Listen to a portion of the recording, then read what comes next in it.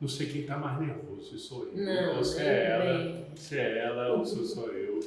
Mas sejam bem-vindos ao último episódio dessa temporada do Transformação pela Arte. Esse é o 8º episódio dessa temporada. E nós trouxemos para vocês pessoas incríveis, eu diria. E a gente não podia encerrar essa temporada sem ser com chave de ouro. E eu trouxe uma pessoa muito especial aqui, a gente continua aqui na região, só para identificar geograficamente, continuamos aqui no Cariri, do Ceará, e aqui no centro de Juazeiro do Norte, onde funciona a nossa Casa em Cartaz Cariri, que abriga a Escola Popular de Audiovisual do Cariri. E por acaso nós temos aqui uma pessoa que mora na mesma rua, ali na esquina. A vizinha. Nossa vizinha, de vez em quando ela vem aqui trocar uma ideia, trazer os vídeos que ela está montando dos espetáculos, e a gente vai vibrando junto, sempre fazendo nossos olhos brilharem com a arte dela. Então eu vou trazer para vocês, depois vocês vão me dizer se também não é mais um episódio incrível dessa pessoa incrível. Muito obrigado por estar aqui. E vale ressaltar também que é uma pessoa que é um pouco avessa a ficar na frente das câmeras também. Um pouco, né? Não, totalmente. Eu diria até que esse é um momento... Primeira entrevista, né? Eu diria até que é um momento inédito, então, para você ver como a consideração é grande. Então, a gente só agradece esse momento. Mas vou ler para vocês, bem brevemente, mas o que importa aqui vai ser o conteúdo dessa conversa. Ó, mulher, atriz, nasceu num sítio em Palmeirim, no Ceará. Aos 4 anos de idade, veio morar aqui no Cariri cearense. É graduada em licenciatura em teatro pela URCA, aqui do Ceará. Experimenta individualmente projetos artísticos próprios com conteúdo cultural e social desde a década de 90. Com vocês, Joaquina Carlos. E aí, minha amiga? Obrigado de verdade, viu? Eu sei que é difícil apresentar, mas vai ser uma conversa, esquece a câmera. Sorte é de quem está ali depois assistindo essa nossa troca, né? Eu queria perguntar para você primeiro assim, a gente está falando sobre transformação pela arte, né? Que é uma coisa que você que me conhece já um pouquinho sabe que a gente acredita nisso e dialoga com isso e vive para isso. Como é que isso atravessa a sua vida? Assim, como é que a arte chegou atravessando e te transformando de alguma maneira? Você veio muito nova, né, no sítio, veio morar aqui no Cariri. Como é que chega a arte na sua vida? Sim. Marcelo, às vezes a gente não tem nem noção como é que começou tudo, né? Mas das memórias que eu tenho, tipo, na década de 60, eu tinha aí uns 8 anos, vamos botar 60, na década de 68, né? Nós somos 11 filhos lá em casa, entre filhos e filhas, e eu tenho 4 irmãs, nós somos 5 mulheres. E eu lembro que eu vivi brincando com minhas irmãs de fazer teatro, de cantar esses dramas que a gente escuta falar. E eu envolvia minhas 4 irmãs, não sei de onde vinha, estava na minha memória. Inclusive uma coisa meio que vamos dizer, começo, meio e fim, que eu vou chamar desse drama cantado. E eu fazia com minhas irmãs e não tenho a mínima ideia de onde vinham essas memórias, de onde surgiu. E era uma coisa grande, tinha o rei, tinha a rainha, tinha o príncipe, tinha os guardas, tinha a morte. E os meninos não participavam, só as meninas? Só as meninas, né? Aí vai saber porque também eu não tenho a mínima ideia. E a gente procurava na vizinhança toda casa que tivesse garagem. E a gente abria a garagem, colocava um fio que atravessava a garagem toda, aí colocava, também não sei de onde vem a imagem, que tinha que ter um pano cobrindo para abrir esse pano para ver a representação que a gente trazia. Então você já pensava na garagem, já pensando numa caixa cênica? Já pensando numa caixa cênica e larga, né? Não podia ser estreita, por isso a garagem. E daí eu lembro, eu tenho uma mínima de lembrança, que a gente cobrava, inclusive. A vizinhança vinha, colocava as moedas E, enfim, a gente se representava e tal. Pelo menos você pode dizer que recebeu seus primeiros cachês Com muito 8 cedo. anos. Muito cedo. Porque essa é uma dor dos artistas, sim, né? De sim, ser reconhecido. Você já ganhou suas moedinhas, pelo menos, logo no início da carreira. isso, Né? isso. E falando nesse primeiro cachê, muitas pessoas que vêm para mim, inclusive mais jovens, né, que perguntam assim, tipo, e dá para viver como artista? Dá para viver como artista? Eu não sei se dá para viver como artista. Talvez porque o teatro para mim seja movimento de vida, eu não esteja ligada nesse dá para viver, né, para sobreviver. Eu sobrevivo por esse movimento, eu vivo por esse movimento que a gente chama de teatro. É muito doido, porque às vezes as pessoas perguntam, dá para viver de arte? Eu falei, só se eu vou deixar de existir, né? Como é que eu vou... Seria mais ou menos isso, né? Deixar de existir, né? Deixar de existir. O movimento da minha vida é o teatro. Sem ele, não sei. Não dá para eu saber. E como é que esse território do Cariri imprime essa sua identidade cultural? Assim, a gente vive num território muito rico culturalmente, né? Como é que é isso para você? Que apesar que você dialoga com o mundo também, né? Dentro da sua arte. Sim. Mas como é que esse território dialoga com você? Eu tenho percebido que a nível de Cariri, o diálogo que ultimamente eu faço, né? E que venho percebendo é que não está distante dessas manifestações que tem aqui no nosso Cariri. Por exemplo, a arte está muito ligada a toda essa gama de mestres e mestras da manifestação cultural que tem aqui no Cariri. E a gente estava e está sempre nesse movimento, né? Que como eu digo, não deixa de ser o mesmo movimento de vida. Por exemplo, quando eu era pequena, vivia passando, subindo e descendo a minha rua, esses mestres e mestras, esse rezado, essa banda cabaçal, coco, a gente vive dentro desse, que aí chama muito desse caldeirão, né? De manifestação artística que tem aqui no Cariri. E por último, desde que entrei na universidade em 2008, eu convivia no meio, mas não tinha uma relação voltada para meu fazer artístico teatral. Eu estava em outro lugar, né? A gente está no interior do Ceará, a gente está no Juazeiro. Então, eu particularmente não tinha noção, até porque não tive acesso à internet, como a gente tem hoje, eu mal tinha acesso à televisão. E entendendo tudo isso hoje através da universidade que fiz, né, da Universidade de Artes, como isso é muito misturado. Hoje eu não tenho como separar essa minha relação com essa tradição, com todo esse movimento cultural, de um modo geral, que tem aqui, separado da arte que eu faço. E entrando na universidade, fui entendendo tudo isso, um pouco desligada de tudo, né? Até porque, como eu disse, eu não tive acesso. Eu acho que quando todo mundo aqui teve um DVD, teve um computador, para mim, nem perto eu teve. Estava distante. Muito distante. Mas necessariamente de mim pela condição financeira, enfim, por tudo que me chega à arte através do teatro, né? Por isso que eu digo que é vida e que é movimento. E quais são as questões que lhe tocam, assim, no sentido de você transformar algo que você vive, sente, respira dentro dos seus espetáculos? Como é que você leva isso para dentro da sua arte?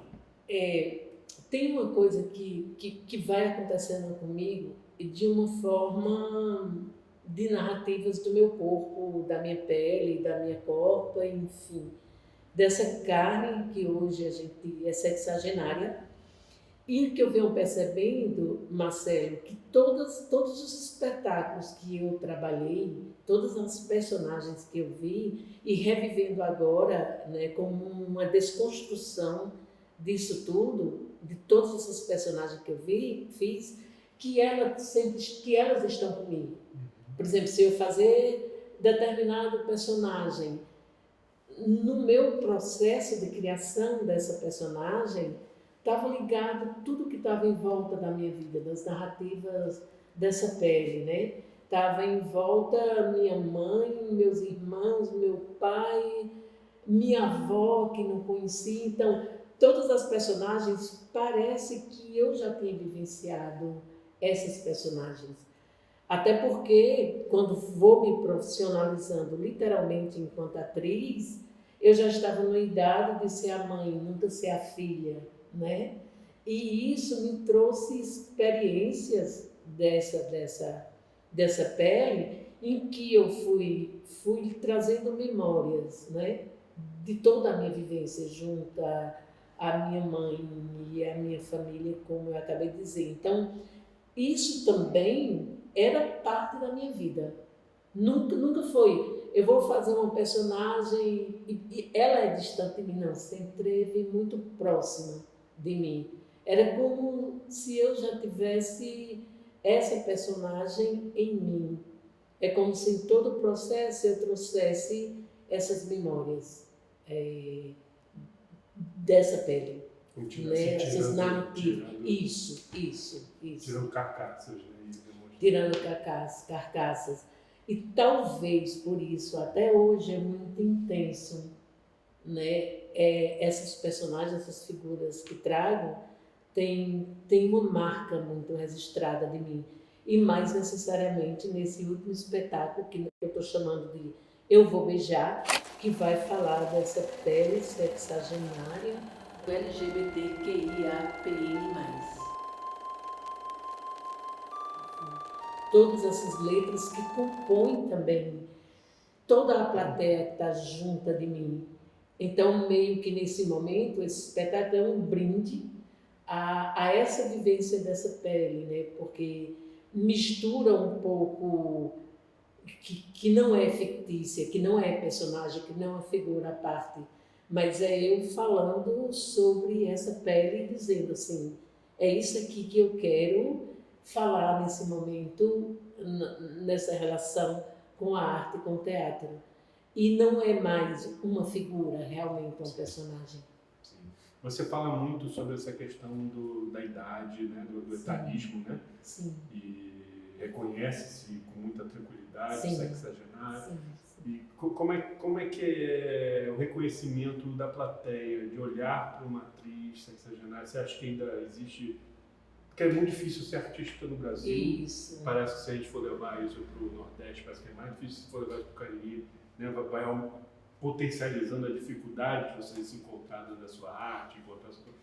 Como é que é para você hoje em relação a isso? Eu acredito que, como eu falei há pouco, que eu estou trazendo, por exemplo, quando eu entrei nessa profissão chamada teatro como atriz, literalmente eu já estava numa idade em que eu compunha essas personagens da minha idade, então não tinha, já estava uma marca muito forte no meu corpo, dessa minha pele, né?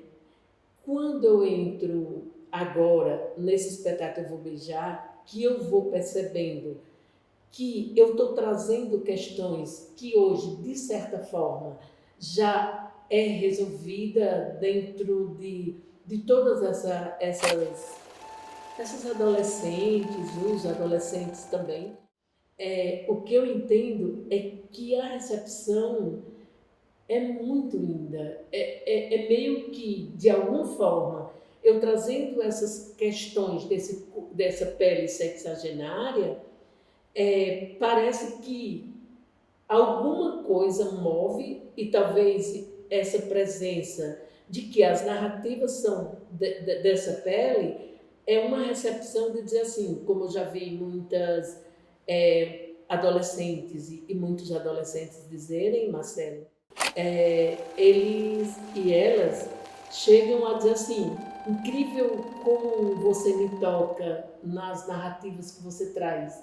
Vejo que é uma experiência sexagenária, mas me toca muito. Nesse último momento, veio um adolescente, ele me abraçava e chorava muito.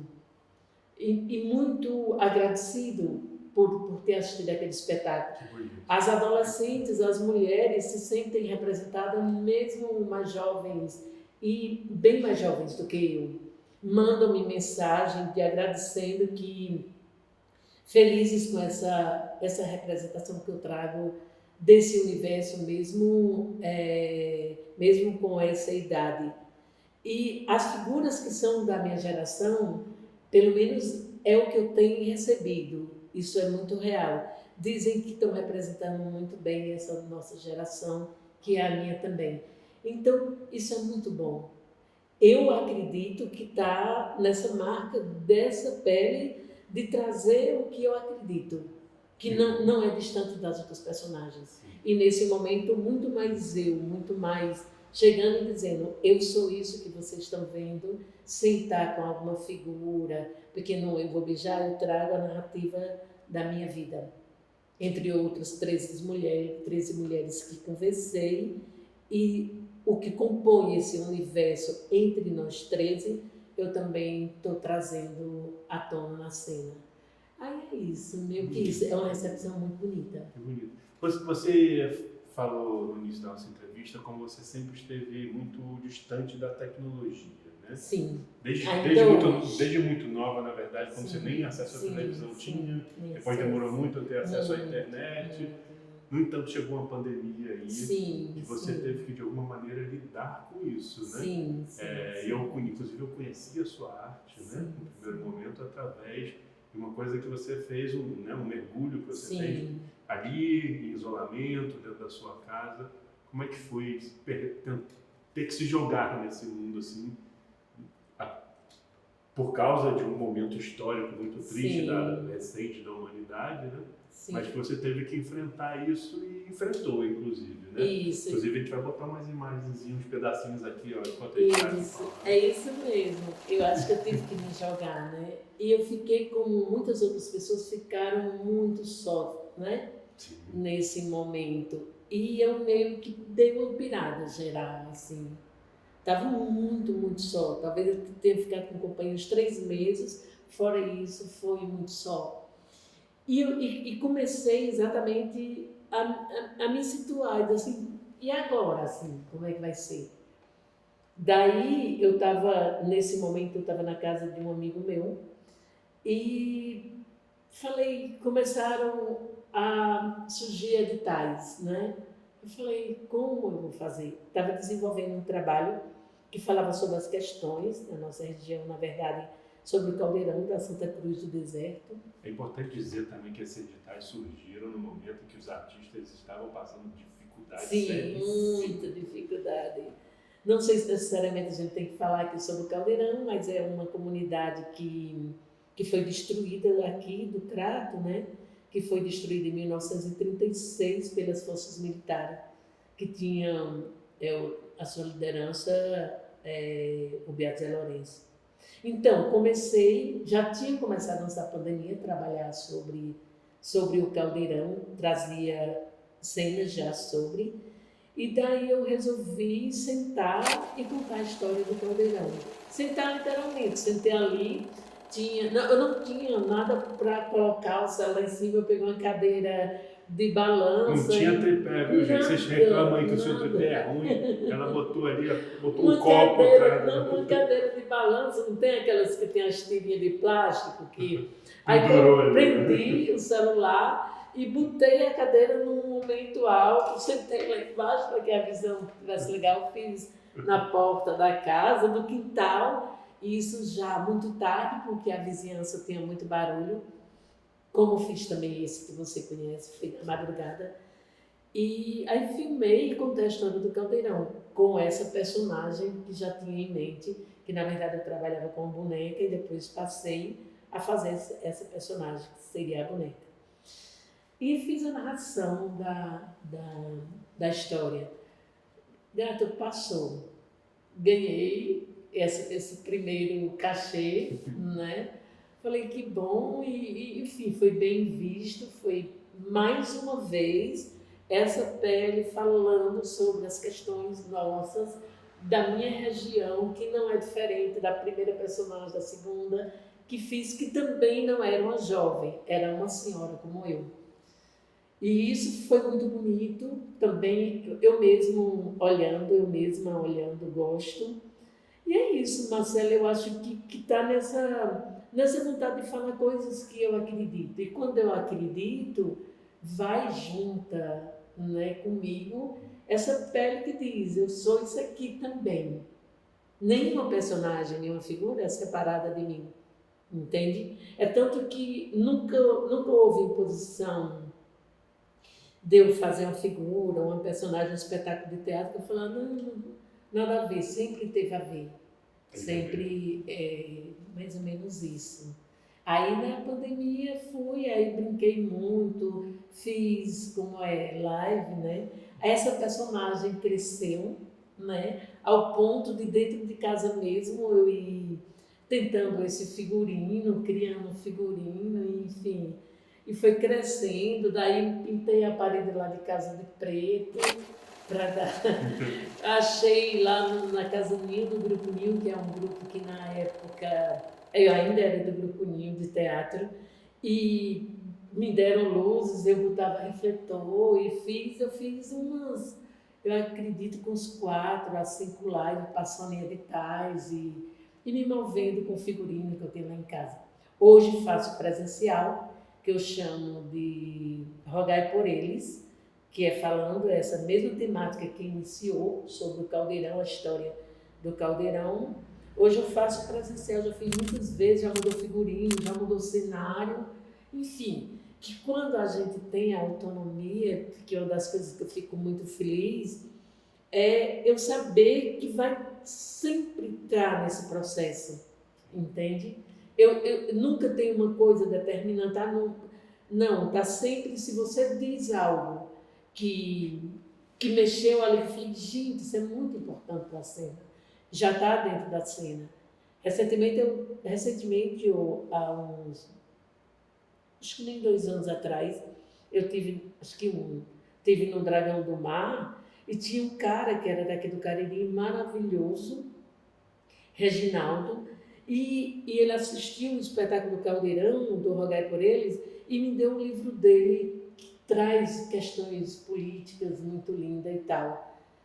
Gato, ele me deu esse livro de presente e o texto dele já está na cena do Caldeirão, que é muito importante. Aí é isso, eu vivo dessa forma, mas com essa autonomia de fazer o que eu acredito. Aí eu acredito que isso também como chega no espectadora, público, vai dessa coisa que mexe comigo. Sim. Eu não crio personagem, eu acho que descobre, a gente se cria juntas, né? Meio que isso. Descobre dentro de nós mesmos. Descobre dentro de nós mesmos. Incrível. Você falou sobre as apresentações que você faz e que umas vezes os adolescentes vêm te abraçar no final. Sim.